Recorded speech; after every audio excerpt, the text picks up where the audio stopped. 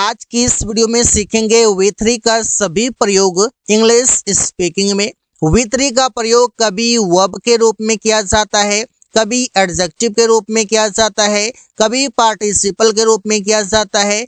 अलग अलग तरीके से वी3 का प्रयोग किया जाता है। तो इस वीडियो में जानेंगे वी3 का प्रयोग अलग अलग कंडीशन, सिचुएशन, स्ट्रक्चर के साथ कैसे प्रयोग किया जाता है।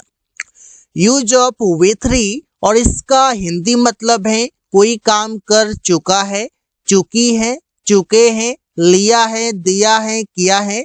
ये वो सभी शब्द हैं जिसे सेंटेंस के लास्ट में देखा जाता है। जैसे सब्जेक्ट हैज या हैव प्लस वी3 प्लस ऑब्जेक्ट, ये स्ट्रक्चर है। इसे देखने के बाद सेंटेंस में मिस्टेक नहीं होगा, किसके बाद क्या लगाना है। उसने खाना खा लिया है, सेंटेंस के लास्ट में लिया है लिखा है, यहाँ पर यह स्ट्रक्चर होगा और हैज हैव के बाद वी3 का प्रयोग होगा। He has eaten the food. Aman अंग्रेजी सीख चुका है। Aman has learned English. Learned यहाँ पर वी3 है, ईटन यहाँ पर वी3 है। इसका मतलब है कि कोई काम कुछ समय पहले कंप्लीट हुआ है, उससे प्रेजेंट परफेक्ट टेंस में बनाते हैं और ये सेंटेंस प्रेजेंट परफेक्ट टेंस का है। वी3 और इसका मतलब है कोई काम किया जा रहा था। सेंटेंस में देखिएगा कि कोई काम किया जा रहा था, इसे कमरा पेंट किया जा रहा था, सड़क बनाया जा रहा था, गली सजाई जा रही थी, इस तरीके से। इससे ऑब्जेक्ट वॉज या वर प्लस बीइंग प्लस वी3 प्लस अदर वर्ड होगा। जैसे उसका मदद किया जा रहा था, तो he was being helped. Being के बाद वी3 का प्रयोग। सड़कों की मरम्मत की जा रही थी। The roads were being repaired, यहाँ पर रिपेयर्ड वी3 है। वी3 और इसका मतलब है कोई काम किया गया, किसी के द्वारा कोई काम किया गया, इस तरीके से। जैसे विद्यार्थियों को बुलाया गया, किसने बुलाया नहीं पता, किससे बुलाया गया विद्यार्थियों को, ये विद्यार्थी क्या हो जाएगा ऑब्जेक्ट। जैसे द स्टूडेंट्स वर कॉल्ड, उससे बाजार भेजा गया। He was sent to market, इस तरीके से। तो अलग अलग तरीके से आप बोल सकते हैं पेड़ काटा गया, तो द ट्रीज वर कट, इस तरीके से आप बना सकते हैं। वी3 और इसका मतलब है कोई काम कर चुका था, चुकी थी, चुके थे, लिया था, किया था, दिया था। ये सेंटेंस के लास्ट में आप देख सकते हैं। इससे कि subject had V3 plus object होगा।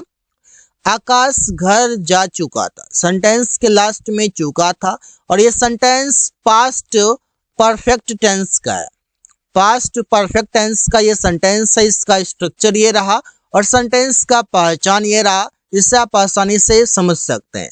और अगर आप अंग्रेजी में समझना चाहें, ये समझिए कि बहुत पहले कोई काम कंप्लीट हुआ था, उसकी बात प्रेजेंट में किया जा रहा है। आकाश घर जा चुका था, कोई काम बहुत पहले हो चुका था, तो सेंटेंस बनाएंगे आकाश हैड गॉन टू हाउस। वे लोग क्रिकेट खेल लिए थे, सेंटेंस के लास्ट में लिए थे या लिया था। They had played cricket.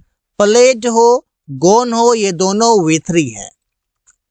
V3 और इसका मतलब है कोई काम किया जा चुका था, ये सेंटेंस पैसिव में होगा। जैसे कि मैच खेला जा चुका था, कोई काम किसी के द्वारा किया जा चुका था, तो सेंटेंस बनेगा the match had been played.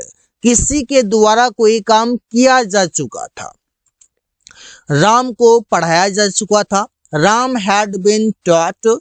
Teach का थर्ड फॉर्म टॉट हो जाएगा, जो कि हैड बीन के साथ वी3 का प्रयोग कर सकते हैं कुछ इस तरीके से मीनिंग आने पर। फ्यूचर परफेक्ट टेंस, अब यहाँ पर कैसे प्रयोग होगा वी3, जैसे कि कोई काम कर चुका होगा, चुकी होगी, कोई काम कर लिया होगा।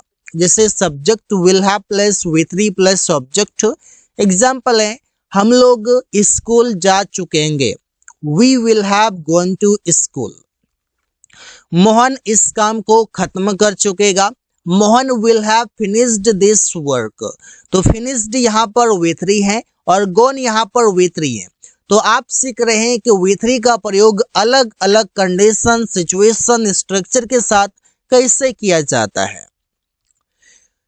प्रेजेंट इंडेफिनिट का पैसिव सेंटेंस में भी V3 का प्रयोग होता है। जैसे इसका पहचान होगा कि कोई काम किसी के द्वारा किया जाता है, जैसे पेड़ काटा जाता है, इसे बोलते हैं सेंटेंस। तो पेड़ काटा जाता है तो trees are cut, cut V3 है। कट का V1 भी कट होता है, V2 भी कट होता है और V3 भी कट होता है। जैसे पुट का V1 पुट होता है, V2 पुट होता है, V3 पुट होता है। इसी तरीके से कट का भी है। सुमन के द्वारा कमरा साफ किया जाता है। The room is cleaned by Suman. अगर किसी के द्वारा अगर उसका नाम हो तो सेंटेंस के लास्ट में बाय के साथ लिख सकते हैं।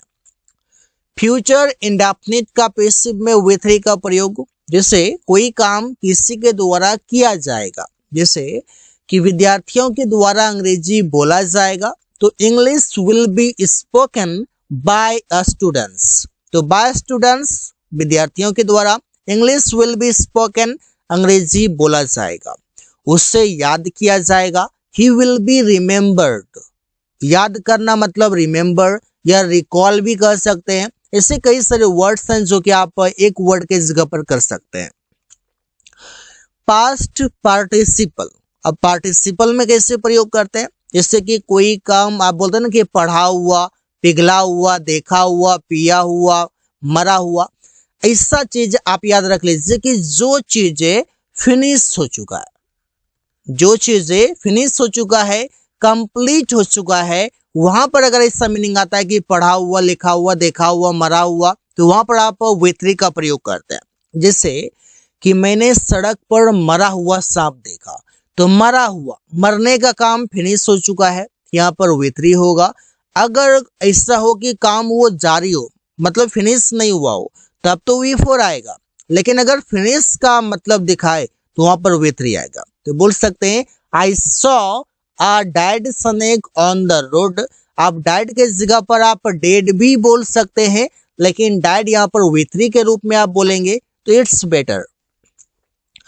अमन ने रिपेयर किया हुआ मोबाइल खरीदा, तो अमन बॉट, अमन खरीदा अ रिपेयर्ड फोन, मतलब रिपेयर किया हुआ मोबाइल। तो रिपेयर क्या है, पार्टिसिपल है और ये V3 के रूप में है। फ्यूचर परफेक्ट का पैसिव है, जैसे कि कोई काम किसी के द्वारा किया जा चुका होगा, जैसे बोल सकते हैं कि अमन के द्वारा अंग्रेजी बोला जा चुका होगा। English will have been spoken by अमन।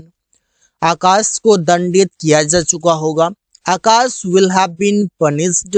यहाँ पर ये पनिश हो या स्पोकन हो, ये दोनों V3 है। प्रेजेंट कंटिन्यूअस का पैसिव सेंटेंस में भी V3 का प्रयोग करते हैं, जैसे कि object is am are being V3 other word. जैसे गली सजाई जा रही है, गली अपने तो सज नहीं रहा, किसी ने सजा रहा है, लेकिन उसका नाम से कोई मतलब नहीं है, काम पर फोकस है। तो सेंटेंस बनेगा the street is being decorated. किसके द्वारा, मजदूर के द्वारा, तो बाय लेबर आप सेंटेंस के लास्ट में लिख सकते हैं। अंग्रेजी पढ़ाई जा रही है, English is being taught. Present perfect का पैसिव सेंटेंस में भी V3 का प्रयोग करते हैं, जैसे कोई काम किया जा चुका है, कोई काम किया गया है। जैसे अमन को पैसे दिया जा चुका है, तो सेंटेंस बनेगा money has been given to Aman. इस तरीके से आप सेंटेंसेस कई सारे बना सकते हैं। पत्र जमा किया जा चुका है, लेटर्स हैव बीन सबमिटेड। अगर ये सिंगुलर रहेगा तो आ लेटर करना पड़ेगा, नहीं तो लेटर्स करेक्ट है। So guys, thanks for watching. That's all for today.